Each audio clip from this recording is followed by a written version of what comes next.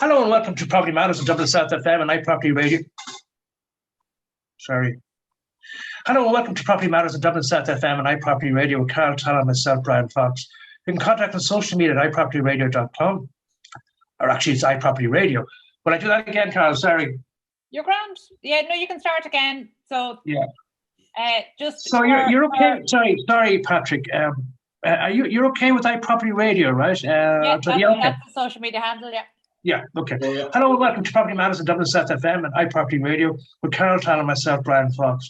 You can contact us on social media at iPropertyRadio or email at iPropertyRadio at google.com. See, it's not coming out here. Sorry, let me just write that down. Sorry, Carol. Sorry, Patrick. Let me just write that down. At Gmail. I told. Where you get the Gmail from? There's no Gmail. Oh, sorry. At what? iPropertyRadio at. Hello. No, it's just hello at iPropertyRadio.com. I know from recording voicemails when you want to say something specific and a few different dates, it always goes wrong unless you write it down. Always, yeah. I splutter. Hello. Hello. Sorry. Hello. Hello. You just leave it out. Just contact us on social media at iPropertyRadio. Sorry, email address. Oh, it's here on the screen. I'm sorry. It's here. I'm writing from my prepared script. I'll do it from the screen here. I'll do it properly, okay? So 3, 2, 1. Hello and welcome to Property Matters on Dublin South FM and iPropertyRadio with Carl Tallon and myself, Brian Fox. You can contact us on social media at iPropertyRadio or email hello at iPropertyRadio.com. So before we get started, a quick note of welcome to our new series producer, Breed Malloy. Let's just say you're very welcome to the team, Breed. First up today, we're delighted to welcome back Patrick Folan, Director with I Am Sold Auction House. So Patrick, welcome. Nice to see you again. Thank you, Brian. Thank you. It's been a while since we spoke. A few years, I think. Yes, a lot of that in the meantime. Hopefully, we're back in stride again of program making and so forth. And there's not going to be another resurgence. We won't talk about COVID at the moment. What I first want to ask you is, how is the current auction market faring?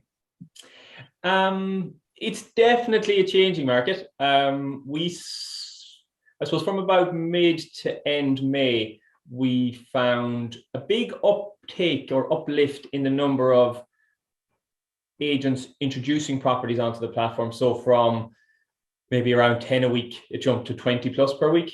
Out of the blue, maybe surprising ourselves a little bit. So just suddenly there seemed to be a bit more anxiety amongst vendors looking to move things a bit faster for various different reasons. Probably a big part of it, I suppose the newspaper reports and the general sentiment out there that things might be changing a little bit. So definitely vendors are looking for a faster, maybe more secure route to market. So hence we see an uplift from that. And then from the buying pool, it's definitely softened.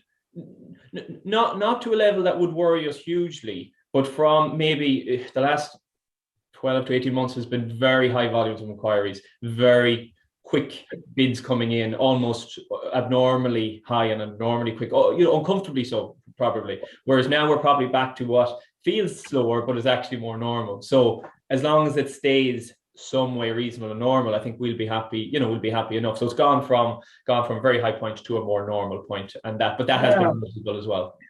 What's the sentiment like out there, in relation to buying and selling? Well, we talk about buying because, as you're well aware, in media circles, there seems to be a lot of anger out there in relation to people getting access to a buyer's market. Are you getting any feedback at all like that from your agents throughout the country? I think the buying pool have been frustrated over the last number of years, really, but particularly in the last year or so. So the buying pool have been put into a position where there's been such little supply. They've had to be, maybe really active in the market, and then found they've been outbid time and time again. So the buying pool has been frustrated. Now they're almost at a point where they're pulling back and softening it and almost throwing in the towel. Maybe, well, if the market's going to change, maybe we'll hang back a little bit as well. So there's definitely a frustration out there.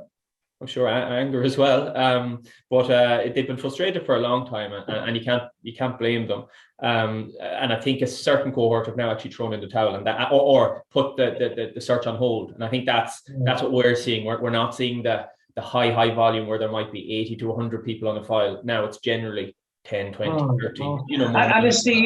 Is the supply problem as big as we're hearing at the moment? Supply of homes onto the market. The supply has been a massive issue for a long time, and will be by a long time, several years. Really? But it's been really exacerbated in the last, from June 2020. It was an awful lot of the supply at that stage was sold quickly once we reopened after, we won't say the C word, but once we got to reopen again, there was a nice amount of supply, still too low, but a nice amount of supply that was on the market. But that got sold very quickly from June, July, August. We had the busiest quarter we ever had in Q3 2020. And that was never replenished. So an awful lot of people who might have sold actually couldn't find anything to move to, or they held back because they didn't want people in their home, or they didn't issue notice to tenants because they didn't want to go down that road at that point in the market. So just the supply wasn't coming through to replenish it. And since then, there has been a really acute shortage of stock of all types of stock. Yeah. Has that caused anxiety with estate agents, do you think, or how's the business reacting to that level of lack of supply? Well, we would work with about 300 estate agents and auctioneers across the country, so we have a good feel for the feedback. And I mean, since we've been in business about 10 years in Ireland, I've never heard them have too well. Actually, that's probably wrong. In the last 5 years, supply has been a problem. But from agents who are maybe dealing with 30 stock at a given time or 20 stock, a lot of them were in single digits, and some of them down to almost zero at times. So it's been hugely problematic. The only thing I'd say is it's because a lot of it was selling so quickly. It felt like the problem was even greater. A lot of them actually had okay years, last year. It wasn't a bad year, but at any given time, they might have only had 5 or 6 properties as opposed to 20 or 25. But it was just moving so quickly, it was impossible to keep a reasonable, what would seem like a fair and reasonable level of stock at a given time. So it has been a big concern for agents, although maybe at the end of the year, when they look back, maybe the concern, it eased that concern that the sales levels were actually still quite good by the end of the year.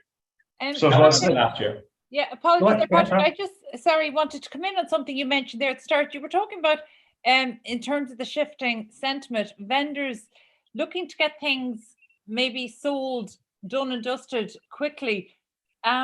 Where are your vendors coming from at the moment? Who's your typical vendor at the moment? So good question. Yeah, we obviously are a platform for agents, so it's dependent on what those agents might have. But what we're seeing a lot of, an increasing amount, is properties that need work are actually a big part of it, or an increasing part of it.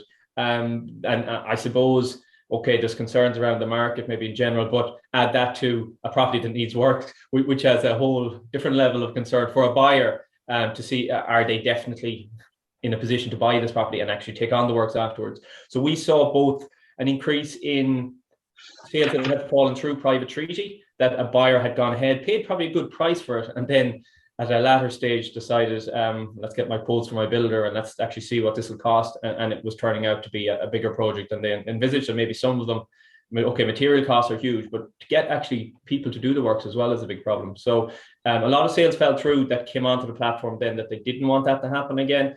And also a good few straight to market that, again, they just foresaw the building costs as a problem and let's have a more secure route to sale, I suppose. So that would definitely be a noticeable uptake.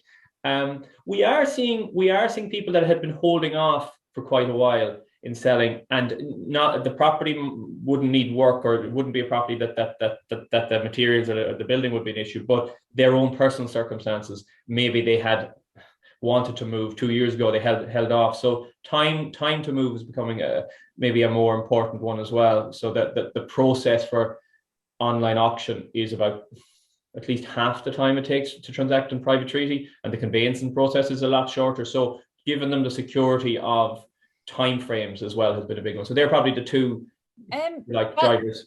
That latter one is a really interesting one, because for the past at least 2 years, and possibly even slightly longer, estate agents nationwide have been talking about the absolute dearth of secondhand homes coming to the market. They've been trying everything, and they know of sellers who have gotten value, or potential sellers who have gotten valuations and were sitting and waiting, and there wasn't really a clear reason as to why they were waiting, because it was clear that the marketplace was quite hot. There were definitely more buyers than sellers in the marketplace, and the prices being achieved certainly anytime over the last year, or possibly a little bit longer, you could have considered them prime and most likely peak. So what I think that's a really interesting cohort you're talking about. What can you tell us about them? What's making them sell now? Are they thinking, actually, the market is perhaps about to turn and this is my last opportunity to sell at what might be, in retrospect, might look back and see as the peak? I think there's probably two main streams. Sure, there's the people who see this as maybe a peak or close to the peak. It's hard to say for sure. But it's certainly a strong market for a seller, and one that would be I would say classified as a seller's market. So there's definitely that cohort. But that has been the case for a year and a half, you could say, or close to it.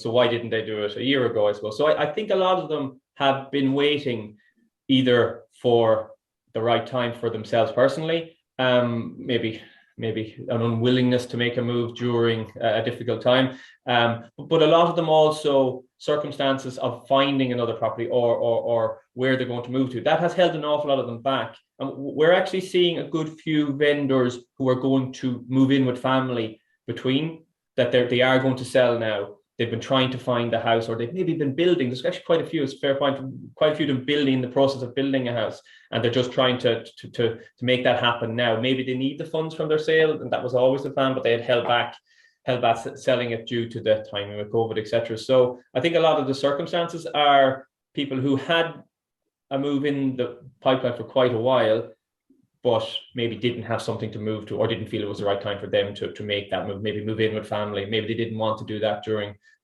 COVID times, I suppose. So there's definitely a cohort of that from the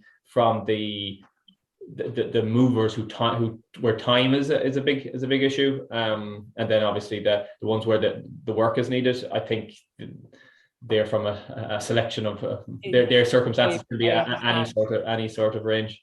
Yeah, but that's the seller side. Let's look at the buyers.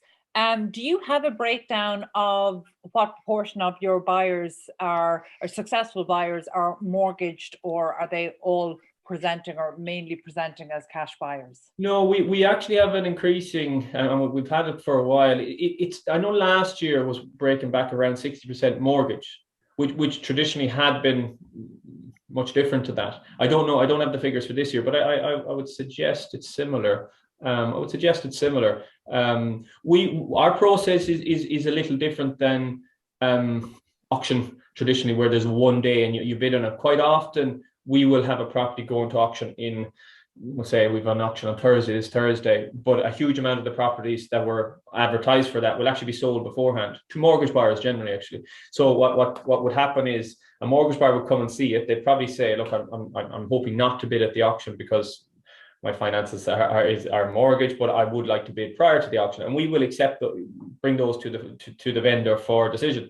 So if someone wants to buy with a mortgage, we'd normally recommend them to get their bank up to speed with their thinking of bidding on this property, get their solicitor to check the legals, make sure they're in a position to actually put in a binding bid, and then they bid by auction, but maybe three weeks ago. So a lot of our sales are done pre-auction to such circumstances. And so sorry, Pat. So you're actually selling by auction as opposed to selling by the highest bidder. Is that how you're operating? Yeah, well, it may not go to the end of the auction is more the point. The highest bidder, yeah, sure, and we can open the auction window to bid today as opposed to bidding in 3 weeks' time or 4 weeks' time. Right. So most mortgage buyers tend to need more time, and we understand that as well as the agents, I suppose. Yeah. That the vendors would be well up to speed with this can go to the end of the auction, or if there's buyers, particularly certain types of properties that might be more suited to a mortgage buyer, we would say to them, chances are we'll be seeking bids throughout the process and we'll bring them to you for a decision. So it's up to the vendors really, but quite often if there's a strong bidder and they come in with a binding bid at say 400,000, for instance, we go back to everyone on the file to say a bid has come in at 400. If there's no counter bids, the vendors will often maybe ask for 410 and say, I'll take it out of auction if they come a little bit more with a binding bid to buy it today. But that's a big part of our business. And in fairness, that's why agents are using the platform, because they know it's more flexible than maybe just setting a date, which would really be cash buyers only. Right, just on that point, sorry, Kat, just on that point, what is the what's your feeling in relation to the basically only the two pillar banks, Bank of Ireland now and AIB, the only mortgaging banks there are around the globe now, with KCB pulling out? I mean, what's your feeling on that one? It's a problem. There are other lenders out there, but they're not mainstream lenders. So it's not. I would say there's more than two, and there are some specialist lenders who deal with maybe certain types of properties. But you're right in what you say. With two main street banks offering mortgages, the competition isn't enough. The Irish, obviously, we have to ask ourselves, why is that? And I mean, it's been discussed. There's obviously issues within the Irish market with regard to troublesome loans where banks can't really recoup their losses, and that makes it unattractive. There's other reasons as well. Obviously, there's a bit of central bank obviously control that makes it a bit harder to be in the Irish market, but it is a problem, and we do need to look at how we can resolve that, because we're not going to attract, by the looks of things, we're not going to attract European banks, and therefore the competition is not going to be strong enough. It's too small a market, Patrick, for foreign banks to be interested, do you think, from the point of view of competition? I'm not an expert in banking, but I don't think so, because we've seen them come before. It wasn't too small then. It wasn't the size of the market that lost KBC or Ulster Bank. It was the regulation, and it was the I suppose the legislation around repossessions of family homes. And I'm not advocating for repossessions of family homes, but there's something needs to be done to attract more banks there. We are a small market, there's no doubt about that, but we're within Europe. We're not an inaccessible market, albeit smaller. So I think, even though it's maybe another conversation, maybe for another day, but it is a problem. And in competing in a time when interest rates were coming down for mortgages, it's concerning to see the lack of competition, because I don't think we'll see them come down to where they need to be competitively with Europe, because we're quite high. I think we're the second highest in Europe, or certainly towards the very top. Very good, thank you. Patrick, we've only really discussed the residential side. What's happening in the commercial side of the market? So we would deal with about 25% commercial. So have a fair flavour of it, but it wouldn't be 75% would be residential. We are seeing we would deal with a lot of investors who look at commercial, look at residential. They're still buying from an investor point of view. There's probably a bit more caution, as there is with everyone, I think, about the market. But in terms of investors buying commercial, they're still reasonably active. In terms of people buying for their own use, it's harder to gauge, to be honest. There's definitely a more cautious approach to the whole commercial end. Obviously, residential, we know there's not enough supply, full stop. It's probably going to hold, the market is, the lack of supply would support the market and keep the prices probably reasonably strong, even if we go through a tough economic climate. It's not the same with commercial. In different segments of the commercial market, there could be an oversupply. So I think there is an uncertainty around, how much office space do we need? With the new world we live in, where people work from home, is there going to be a big drop off in that? Very hard to say right now. Well, one of the interesting trends we've seen are rural pubs without licenses attached. Yeah. Purchased for change of use for residential or for co-working hubs, and increasingly for coffee shops. So in terms of the trends, the commercial properties, are they attracting as much interest as you would have expected? The pubs are actually quite high demand right now. We've sold a few hotels and former pubs and licensed premises as well. There is good demand in that sector, if you want to be specific to that. To retain for hospitality? If it's a pub without a license, or former pub, I should say, then generally it's for residential. If it's a licensed premises, I suppose it depends on where it is. There's not massive appetite unless it's in a big town or in a good trading location. Which, in fairness, there's not a lot of those coming on the market. If they're trading well, they're by and large there's not loads of them coming to the fore. So a lot of those regional towns or maybe less well located pubs, they probably are generally for change of use. And obviously with the new rules around, you don't need planning if I think it's up to 9 apartments into a former pub. That's quite an attractive option, taking into account most of those pubs are located in places that apartments would rent very comfortably. They're normally somewhere close to the town centre or in the town centre, and the demand would be there for them. So I think we're seeing so quite a number of pubs lately, and there's good appetite and increasing appetite for them. But at a price as well. I should say the values of them went well down in the last number of years, so that the values aren't huge, but there is appetite for them. Well, speaking of value, before we wrap up, what can we expect from your upcoming auctions? So we've auctions in June and July. So on Thursday,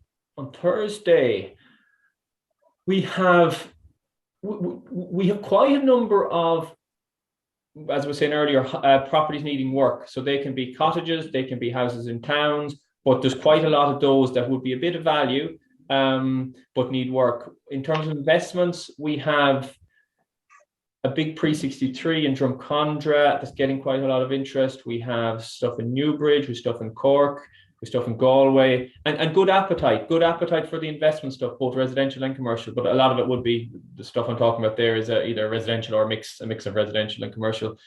So quite good appetite for those investment ones. And yeah, lots of properties needing work. And then there's quite a few family homes where when I say family homes, good family homes ready to go, whereby the vendors want to move a bit faster. And again, generally priced at the right level, not, if something comes onto the platform with ourselves, generally it's a vendor who wants to move. They're not putting it up for the fun and seeing how it goes. And maybe they might sell, maybe they won't sell. Generally, they're motivated vendors that for some reason want the speed, want the security, and the agents say, well, look, this is a platform that will give you that. So yeah, and as I said earlier, a lot of the properties would have sold already as well. So we've had a busy month of June so far. Very good. Well, look, that kind of value is what I'm sure prospective home buyers and investors will want to hear. So thank you for that.